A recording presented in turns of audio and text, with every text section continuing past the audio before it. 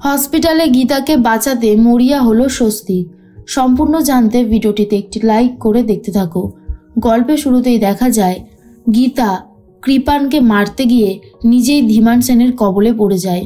ধীমান সেন গুন্ডাদেরকে দিয়ে গীতার মাথার পেছনে এমনভাবে আঘাত করে যে গীতা অজ্ঞান হয়ে মাটিতে পড়ে গেছে।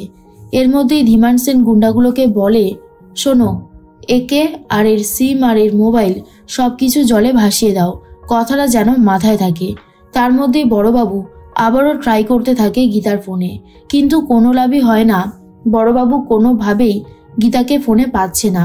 তার মধ্যেই ধীমান সেন বলে, অনেক বার বেড়েছিলে গীতা, তোমাকে সাজা দেওয়ার এই একটা মাত্র উপায় ছিল, আর সেটা এবারে আমি দেব। স্বস্তিক লুকিয়ে লুকিয়ে সবটা দেখে নেয়, আর তারপরেই বড়বাবুকে ফোন করে বলে, আমি গীতার হাজব্যান্ড বলছি, গীতার অবস্থা খুবই খারাপ, আমি আপনাকে যেখানে ফোন করে আসতে বলবো আপনি চলে আসবেন। ওরা গীতাকে মেরেছে, আপনি ওদেরকে ছাড়বেন না। বড়বাবু নিজের গানটা বার করে আর বলে, মনে হচ্ছে আজকে অনেককেই এনকাউন্টার করতে হবে। এদিকে ভজন মিত্তির ঝর্ণা চৌধুরীকে বোঝাতে থাকে কোর্টে কিভাবে মুখ খুলতে হবে। ভজন মিত্তির এটাও শিখিয়ে দেয়, শুনুন ঝর্ণা দেবী, আপনি বলবেন আপনাদের বিয়েটা কোর্ট ম্যারেজ হয়নি, কোনোভাবে অগ্নিসাক্ষী করেও হয়নি। আপনি যদি বাঁচাতে চান আপনার বাবাকে, তাহলে ঠিক আমি যেমন যেমন বলবো আপনাকে ঠিক তেমনই করতে হবে। কি আপনি বুঝতে পেরেছেন তো?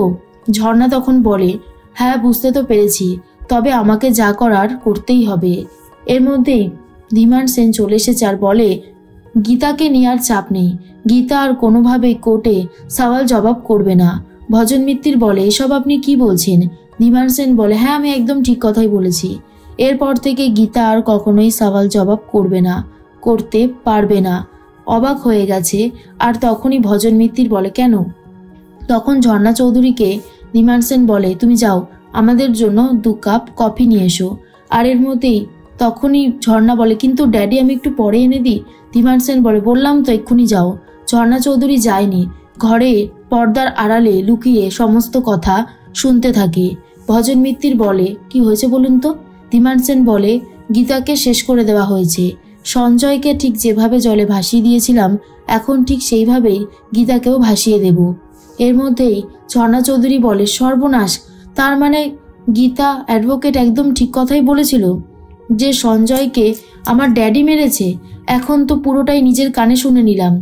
এদিকে গুন্ডাগুলোকে ফোন করেছে ধীমান সেন আর বলে, কাজ হয়েছে তো? গুন্ডাগুলো বলে, এই তো সবে নিয়ে এসেছি, এবারে কাজ হয়ে যাবে। ধীমান সেন বলে, আমাকে একবার ফোন করবে কাজ হয়ে গেলে। বড়বাবু চলে এসেছে, স্বস্তিক এসে গেছে গীতাকে উদ্ধার করার জন্য। স্বস্তিক তো গুন্ডাগুলোকে বেধড়ক মারতে শুরু করেছে, সাথে বড়বাবুও রয়েছে। বড়বাবুও সবকটাকে মারতে শুরু করে। এরপর গীতার অবস্থা দেখে স্বস্তিক খুবই কান্নাকাটি করতে থাকে। বড়বাবু বলে, কান্নাকাটি করার সময় না এটা, এক্ষুনি অগ্নিকন্যাকে হসপিটালে নিয়ে যেতে হবে। জানি না কতটা কি বাড়াবাড়ি হয়েছে। যখনই স্বস্তিক গীতাকে নিয়ে হসপিটালে যাওয়ার উদ্দেশ্যে রওনা দেয়, ঠিক তখনই গুন্ডাগুলোর ফোন পড়ে গেছে আর সেটা বাজতে থাকে। এরপর বড়বাবু ধরেছে। ধীমান সেন বলে, কাজটা হয়ে গেছে তো? বড়বাবু নিজের গলা চেঞ্জ করে বলে, হ্যাঁ। ধীমান সেন বলে, বাহ, তোমরা তোমাদের পারিশ্রমিক পেয়ে যাবে। ভজন মিত্তির বলে, তাহলে সমস্ত ল্যাটাব্যাটা চুকে গেছে, আর কোনো ঝামেলাই নেই। এদিকে অগ্নিজিৎ মুখার্জি কথা বলতে থাকে, ঠিক তখনই চলে এসেছে মেহেক। মেহেককে দেখার পর অগ্নিজিৎ মুখার্জি বলে, এ কি মেহেক, তুমি এখানে? মেহেক তখন বলে, অঙ্কিতের বাড়ি থেকে আমাকে বার করে দেওয়া হয়েছে ড্যাডি, আমার একদমই ভালো লাগছে না। তখনই অগ্নিজিৎ মুখার্জি বলে, সে কি? আমি তো বুঝতে পারছি না অঙ্কিতের বাড়ি থেকে কেন তোমাকে বার করে দিল। মেহেক বলে, ওর বাবাকে আমি অনেকবার রিকোয়েস্ট করেছিলাম, কিন্তু আমার কোনো কথাই শোনেনি। কৃপান আমাকে ফোন করেছিল, কৃপান আমাকে ফোন করে দেখা করতে বলেছিল। আমি দেখা না করে গীতা বৌদিকে পাঠিয়েছিলাম। তারপর থেকে গীতা বৌদির ফোন আর যাচ্ছে না। আমি বুঝতে পারছি না কি হচ্ছে। অগ্নিজিৎ মুখার্জি বলে, সে কি? এর মধ্যে গিনি এসে বলে, লজ্জা করে না তোমার? তুমি নিজেকে বাঁচাতে আমার বোনটাকে জলাঞ্জলি দিলে। ধীমান সেন নিশ্চয়ই আমার বোনের সাথে কিছু করেছে। শোনো ম্যাক, আমি যদি আমার বোনকে খুঁজে না পাই না, তখন তোমার অবস্থা শোচনীয় করে তবেই ছাড়বো। অগ্নিজিৎ মুখার্জি বলে, বোন বোন করছো কেন এত? এই তো বোনের সাথে তোমার দেখা হলো, আর কি ব্যবহারটাই না করলে, আবার বড় বড় কথা বলছো। শোনো, বড় বড় কথা বলো না। গিনি তখন বলে, 100 বার বলবো, ওর সাথে আমার যতই শত্রুতা থাকুক না কেন, আফটার অল ও আমার বোন। আপনারা যদি নিজের স্বার্থের জন্য আমার বোনকে বলি দিতে পারেন তাহলে আমিও লড়াইটা চালিয়ে যেতে পারি। শুনুন অগ্নিজিৎ মুখার্জি, যেটা আপনি করেছেন সেটা ঠিক করেননি, আর আমিও এই অন্যায় বরদাস্ত করব না, কোনোভাবেই করব না। মেহেক বলে, আমি কি করব এখন গিনি বৌদি, তুমি আমাকে বলে দাও। তখনই ইলিন বলে, তুই শান্ত হ মেহেক, এরকম ভাবে ভেঙে পড়লে কি করে হবে। এর মধ্যে অগ্নিজিৎ মুখার্জির ফোন এসেছে, আর ফোন করেছে স্বস্তিক, আর বলে, ড্যাড তুমি এখন কোথায় আছো? অগ্নিজিৎ মুখার্জি বলে, কেন, আমি তো বাড়িতেই রয়েছি। স্বস্তিক বলে, তোমার সামনে কারা কারা আছে, যদি কেউ থাকে তাহলে তুমি তাদের সামনে থেকে সরে যাও। এরপর ছোটকা এসে বলে, আমি ব্যালকনি থেকে দেখলাম তুই গাড়িতে করে নামলি সুটকেস নিয়ে, কি হয়েছে?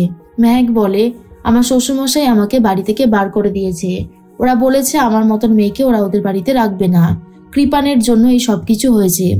এর মধ্যে অগ্নিজিৎ মুখার্জি সাইডে চলে যায়, আর স্বস্তিক তখন বলে, ড্যাড গীতা হসপিটালে ভর্তি, ধীমান সেন গীতার অবস্থা খুব খারাপ করে দিয়েছে, গীতার মাথায় এত জোরে চোট লেগেছে যে গীতা এখন হসপিটালে রয়েছে।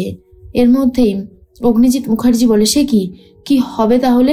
স্বস্তিক বলে, এ নাও তুমি থানার বড়বাবুর সাথে কথা বলো। তখনই পঙ্কজ খাসনবিশ বলে, অবস্থা খুব একটা ভালো না, চোটটা বেশ গুরুতর লেগেছে, ডাক্তারবাবু দেখছে কিন্তু জানি না কি করা যেতে পারে। এর মধ্যে অগ্নিজিৎ মুখার্জি শুধু একটা কথাই ভাবছিল, কি করে গীতাকে তাড়াতাড়ি সুস্থ করা যায়।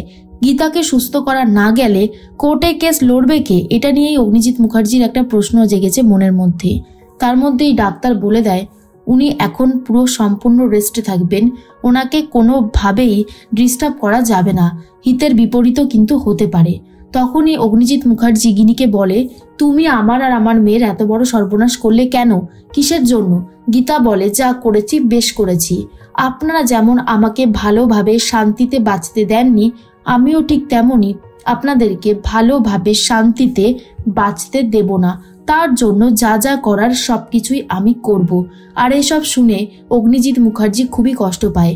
অন্যদিকে বড়বাবু বলে, অগ্নিকন্যার কি হয়ে গেল? যেই অগ্নিকন্যার দাপটে কোর্টে সমস্ত সত্যি বেরিয়ে আসতো, আজকে সেই নাকি এভাবে হসপিটালের বেডে শুয়ে রয়েছে, এটা কোনোভাবেই মেনে নেওয়া যায় না।